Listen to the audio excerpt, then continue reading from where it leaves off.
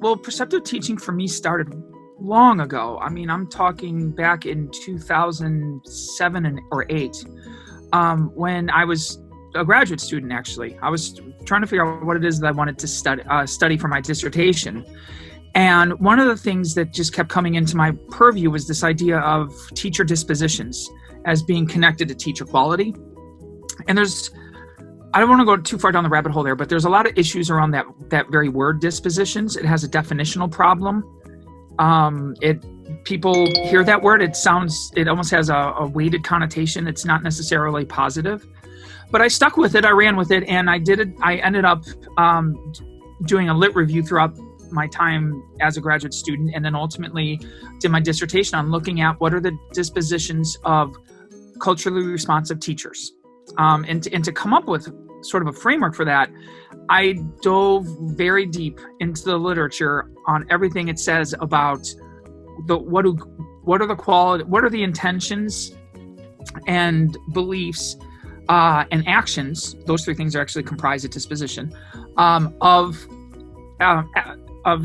culturally responsive teachers. So doing that, synthesized everything, got it into a framework, went out into the field and watched teachers who were deemed very good at culturally responsive teachers by their peers and administrators, and developed a framework that was the basis of this. Well, then I had moved to Ohio from Denver, and I got in contact with a colleague who was studying very similar things, but she was coming out of the world of educational psychology and motivational literature. So she was sort of, very much looking at what do good teachers do. Okay, so different body of literature, but looking at the same kinds of things, the intentions, the beliefs, actions of really good teachers. So she had, for her work in her dissertation, done the exact same process that I did. And we got together and we said, we've got two worlds that are looking at the same thing, that are honestly might be saying the same thing. And as it turns out, they kind of were. So we did a massive synthesis of that literature, and went through the process of data coding and all those good things, and coming up with themes. And we got to this.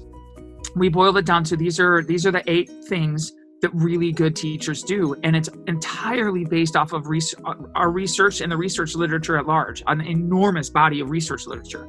So that's a long-winded answer to say I think this is a really unique tool. We've since developed a tool to try to assess, and not assess in a way that we are critical of teachers, but to help them grow. So we've been developing a tool to assess the beliefs and intentions of teachers in relation to this framework. And so we have a survey instrument we've developed, and we're running confirmatory statistics on it now. And then we also have an actions protocol to look for how do these different qualities manifest for teachers. And they manifest differently. They could be the same thing, but for everybody, they don't look the same way. So for example, if you and I both share the quality of caring for our students, might show up very differently for the two of us. I might be a bit more of a, rah-rah kind of guy, and you're a tough love kind of guy. And that's great. And we're not, because teaching is so much of our personality has to come through if we're going to be authentic with our kids, that we don't want everybody to try to be a robotic person. So that's what the framework really tries to allow for as well. So I like to use Gloria Ladson-Billings, who's one of my intellectual heroes. I just love her. She wrote an article once that's about culturally responsive teachers that was titled, "But That's Just Good Teaching." And she really hit the nail on the head. And I've used that so often with my own students when I talk about culturally responsive teaching. But the idea is, and certainly it's had different iterations and it continues to evolve.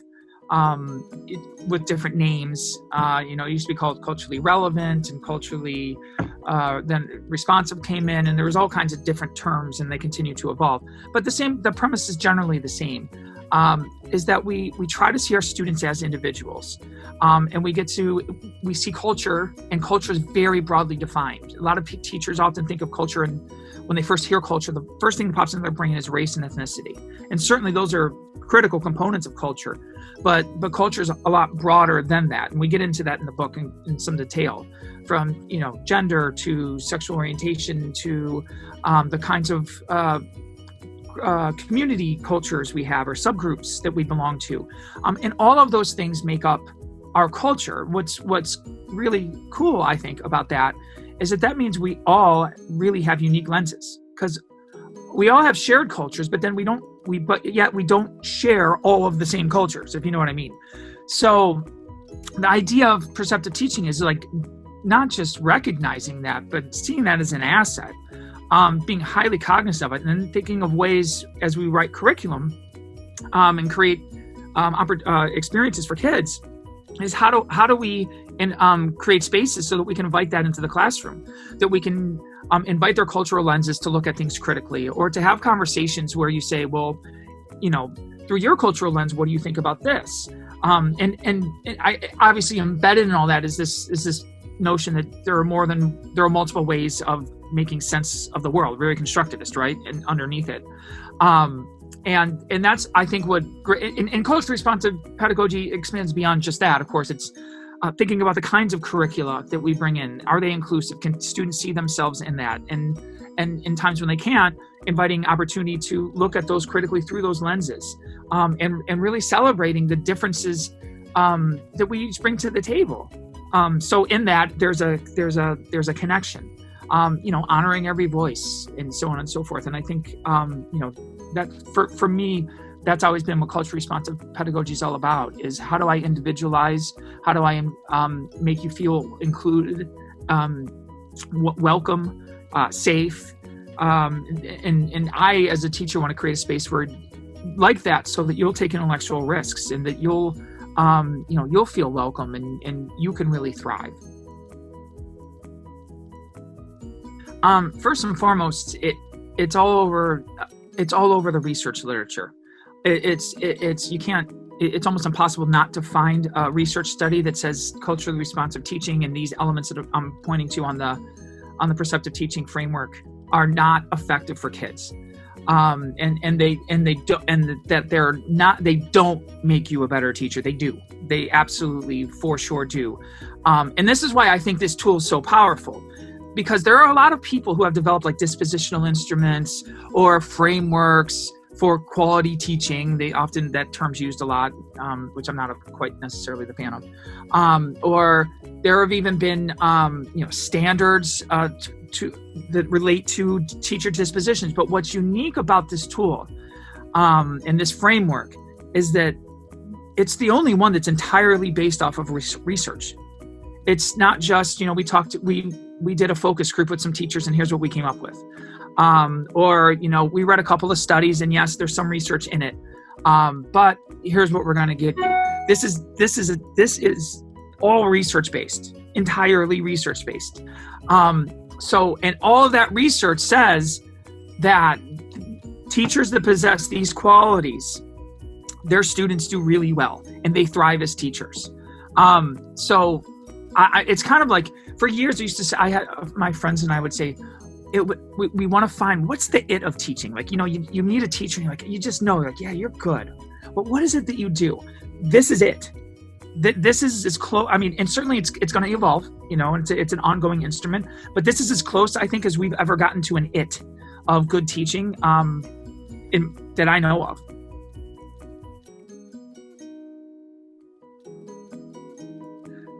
Well, when we were trying to put the formal framework together for, who I am or what I do, we were just really we had just the 8 qualities. And when we originally put together, it's sort of a visual of what it looks like. It was, in the center, there would be the perceptive teaching framework. And then we just had things going out to the side. And we said, well, what do these things have in common? We tried to dig deeper, right? And those were really the 2 things that jumped out to us. So who I am is sort of I mean, really, like any job, but especially teaching, it's so personal. So who I am as a person matters. So one of the things on the framework is authenticity. That you're an authentic human being, that you don't put on airs, you don't try to pretend that you're something that you're not. Certainly there's filtering involved, right? Like I always say, like, who I am in the classroom is very similar to who I am when I'm watching football with my friends, but there's filters, right? I'm using different language. Yeah. But my students wouldn't, see me at a bar watching football with my friends and go, oh my God, that's him. And kids smell that. They know phoniness when they see it. So that's just an example. And actually kind of swinging full circle, I was before, to the last question, if I'm talking to an administrator, one thing that's really important is, it's easy. You might say, well, if you're just not that way, then what am I supposed to do with you? The thing is that there is actually a rich body of research that would push back against that very notion. And that in fact, these qualities, human qualities, are very much malleable. And we can work with them to help them sort of evolve in those ways. The whole notion of, we are who we are has been dispelled a lot in the psychology community. So, circling back, we can work with teachers sort of on who they are, how they show up in the classroom, and work with them on what their intentions are, and help them grow in those areas. And at the same time, we can also help them in what they do. That's sort of the nuts and bolts, if you will, or really the art of being a teacher, and the kinds of curriculum we write, the kind of pedagogical approaches we take, the kind of classroom environment we've created. So, those things are all very workable. And what I think is very cool about the tool that we're using is we're doing it in really not a non-evaluative voice. So like, teacher evaluation, it's generally not a pleasant experience often for the teacher. It's high stress. You get the dog and pony. There's a lot of sort of things that go into that. There's pressure. And this is more about like, let's help you develop, let's have conversations. Let's help you develop as a teacher, as a professional, as a person, and get better and better and better at your craft, which we all can, right? I mean, no one's got it licked. We're always all trying to get better at it. So I'm not going to sit here and pretend that I've got it all figured out. I certainly, just like any other teacher, I'm still getting better. But I think when you're having conversations like that, those are very different than when you're having like evaluative conversations of you're not proficient. And right, I think that's a very different discussion. Things look differently for everybody. And that's when we developed the action, we call it the action protocol. This is where we're looking for because if these qualities, like how we show up is often based off of what we believe and what we intend, right? So like if I believe it's really important to care for kids and I set the intention that I'm going to show care for these children and make them feel, cared for and safe and whatnot, I need to act on that, right? I can't go into the classroom and be a jerk, right? That's not going to work. So there has to be a coherency in those things. And that's it's been cool though, watching sometimes the intention's there, but it's not showing up in the room.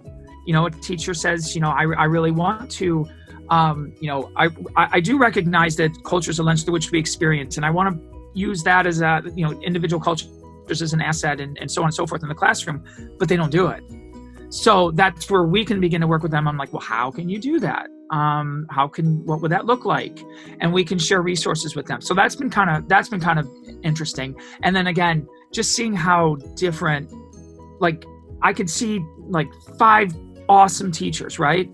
And they're doing things all across the framework, but they look completely different. And I think that's really, really a cool thing. And it speaks to the complexity of teaching and learning. And I think it speaks to how important it is that we get different types of people and our kids get experience with different folks as such. I think that's all been very cool. One of the things I do, so at my university, every other semester, I am in charge of the student teaching seminar. So that's the class they take while they're in the field, right? And at the end of the year, we do a celebration. Actually, ours is coming up next week. And one of the things I do, I have them do some math. And I say to them, think about how many kids that, elementary teachers, you'll have about, 25, 30 kids a year in your class. And middle and high school people, you'll have, who knows, 120 to 150 and so on. And I talk about the K-12 folks as well, or the people that have K-12 licenses, the art people, music, etc. And I have them say, well, how many people would you have in your class, right? And then I say, all right, well, let's say you're going to teach for 30 years. Okay, let's do some math. And I have them come up with a number, and the numbers are pretty astounding, in the thousands and thousands. And I say, these are the kids whose lives you are going to affect over your career. And it is how you affect them is it's in your hands. So how are you going to show up? What kind of teacher do you be? And I don't, and remind them, don't ever take that responsibility lightly. That is a humbling honor that we get to do that kind of work. So and then I'll kind of bring back full circle to like the perceptive teaching framework. You have learned what it means to be a good teacher. And you're going to have hard days, and you're going to have days that won't go the way you thought, but remember who you are and remember what's important. And I think that's the most important thing, is never to and I always say, don't mail it in. Don't ever mail it in. Like, even when you really want, just don't mail it in. It's too important. And that's usually, I don't know. I think that for me, it's like an incredibly humbling honor to be able to do that kind of work. And then me indirectly to work with all of these people who are going to affect all those, I do my own math of the thousands and thousands of lives. I'm like, oh my God. So with that, as much as I love my job when we have fun and all of those things, I take that responsibility really, really seriously. And I try to impress upon them to take that responsibility really, really seriously, and then go have fun and go teach kids. So I guess that would be my big takeaway. And I'd remind folks that have been in the classroom for a while, because I was there, and I know what it's like when, different mandates are coming down on you and you're like, this is ridiculous. What is this? Right. And sometimes you feel powerless. And sometimes you feel very powerful, because when you got those kiddos in your room, you got a lot of power, right? With the curricular choices we make and the words that we say and the experiences we give them, we have so much power. But from a systemic perspective, sometimes you can feel powerless. And I think sometimes I needed reminding of why I do what I do. Actually, I still tell my students to this day, I have a happy drawer, and I encourage them to do the same thing. Every good thing that I've ever gotten goes in a drawer, or I actually have a folder in my email it's my happy folder. So if a student says, you really inspired me, it goes in there. Or I used to have, like, when parents would say, you made such a difference in our family's lives, saved it. So anytime I would have those moments where I was like, why am I doing this? Like, and everybody has them. I don't care what job you do. You have those existential moments of like, is this really my purpose? Is this really what I'm supposed to be doing? I go into the drawer, and it would remind me of, this is why I do what I do. And it would almost always get me out of it. I'd be like, okay, I can go. I'm good again. Two things that are very critical to their students having really good educations. One is resources. So if that's, if it's books, access to books or technology or whatnot, it matters. So, the idea that money doesn't matter only seems to hold in education, right? We say all our kids need to succeed the same way on these standardized tests that measure lower levels of processing, which I won't go down that rabbit hole. But yet we're going to pretend that resource allocation means nothing. It's false. It's just not true. I've worked in school almost my whole career in schools that didn't have enough resources. We were Title I schools. Things like, you had an X number of copies, and if you ran out of copies, you don't get copies for the rest of the month. Okay. That would never happen in the school where my children go to school, ever. Parents they just wouldn't have it. So that matters. So whatever school you're in, pay attention to your resource allocation. And if you're from a poorer area that lacks resources, let's find ways to try to get more resources for your kids, because we're seeing it now, right? The digital divide. I mean, there's a lot of kids that are getting no education during this pandemic, none. Or if they are, they're getting like sheets of worksheets mailed to them to fill out with no instruction of any sort. And then you've got a whole nother subset of kids that are doing Zoom meetings with their teachers, and they're having rich educational experiences. And the chasm's right in front of our face. I'm going to be writing about it on Tales from the Classroom for sure. It's just, I just feel like that's unacceptable. Like, I'm a capitalist. Don't get me wrong, but kids get born into situations. They don't pick, right? And it's just, as a human who cares deeply about people and kids in particular, it kills me that chasm exists, and we got to do something about it. So that would be one thing I would say. The other thing I would say is that the second most important thing about an education is the experience of the children. What kind of experiences are they having? Okay, everybody can, you can deliver the curriculum any way you want.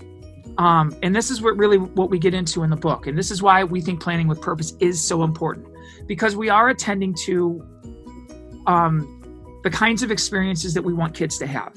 That you can learn math all kinds of different ways, right? You can learn the very same concept. I can teach you simple multiplication by giving you a bunch of worksheets, have you fill them out. You can show me that you get it. Or I can create opportunities that are maybe more authentic, engaging, where you have to use and learn simple multiplication. I set up a situation where kids, I set up a store in my classroom, and they have to go around and pick things and do multiplication based off of if you bought, like, say, I'm going to buy 5 beans, and each bean is 3 cents. 3 times 5 is what, right? So that's a very different experience. And the problem is when you get a bunch of boring and mundane experiences, I don't care who you are, you check out. And that's really important to the kids that won't play school, because we've got kids that'll play school, right? They'll learn to spite you. They're going to show up and they're going to do school, no matter what it is. If I'm counting beans in a school store, or if you give me a bunch of worksheets, I'll do it. But they're not going to thrive. That's not going to awaken their curiosity and make them want to be lifelong learners necessarily. That experience matters.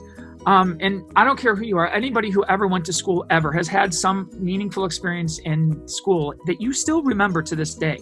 And I think we can do that more frequently. We can do that, maybe not necessarily every day. That's asking a lot, but we can do it a lot and give our kids these incredible experiences that are going to help them grow as learners. It's a means to a better end, right? I mean, when you want to do something, you are more likely to do it and to do it well and to persist. And to, the word grit gets thrown around a lot, to have more grit. When you're bored out of your skull, you don't want to do it. You might do it anyway, but we're talking about children here. And I mean, even adults, right? How often do you do stuff that you don't want to do, right? I was going to say, in some regards, teachers, we with perceptive teaching, that seems like a component too, where you're looking at it as something that's engaging, the planning process. It's something that's artistic. It's a positive endeavor, not something similar to going through the motions or standardized instruction. Yes, and I mean, it's an artistry. It can be, and that's what we try to get at in the text, is like, a lot of times we have found that many teachers like to be actors, but they don't like being playwrights.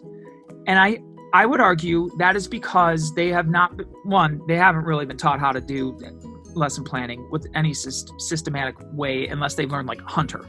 Most teachers, I won't generalize, but most. But what we're saying in this book, and what we're trying to offer with these different models, is it actually can be enlivening and fun. It is creative.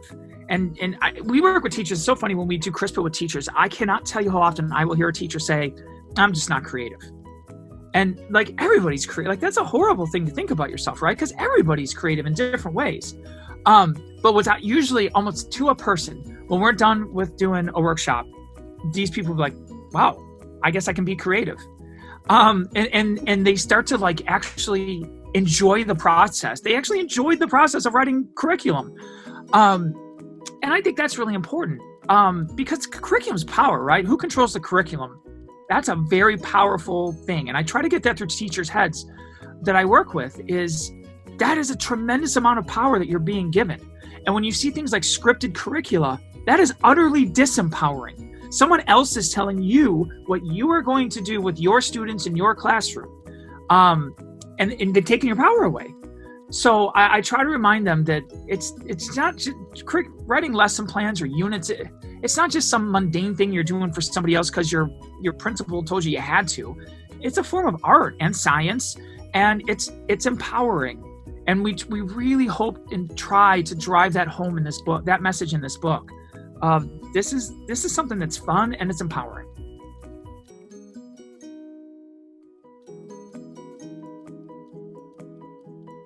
My hope, and I share this with Christy and Bruce, who wrote this book. Our hope is that this book makes an impact. It's not about, like, yes, I want to sell books, of course, but it's really about impact. And I hope that people buy it and actually read it, and they can really change those experiences that I've alluded to are so important for kids and for themselves. So I really hope that this book my dream is for this book to change what happens in schools for the better. And there's so much great stuff going on in schools already. I'm not saying it's not. There's tons of great stuff. I write about it on Tales from the Classroom all the time. But I think this book hopefully can really make meaningful changes in the sense that teachers feel more enlivened, kids enjoy their educations.